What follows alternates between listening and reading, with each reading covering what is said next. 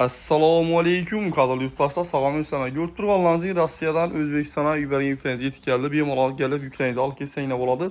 735 dan 780 gacha bo'lgan nomerdagi yuklar yetib kelgan. Bemalol yuklaringizni kelib olib kelsanglar bo'ladi. Yan taraflardan men yuklar turibdi.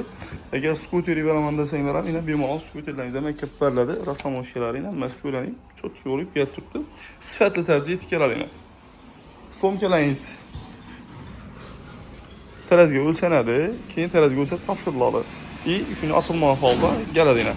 Yuklaringizni Qoraqalpog'iston Respublikasi To'rtko'l tumani Sho'rxon ofiyidan kelib olib kelsanglar bo'ladi. A380 yo'ldan kirib kelasizlar. Sho'rxon deganda bu tarafda Nur to'yxona, bu tarafda Sho'rxon kollej. Yana.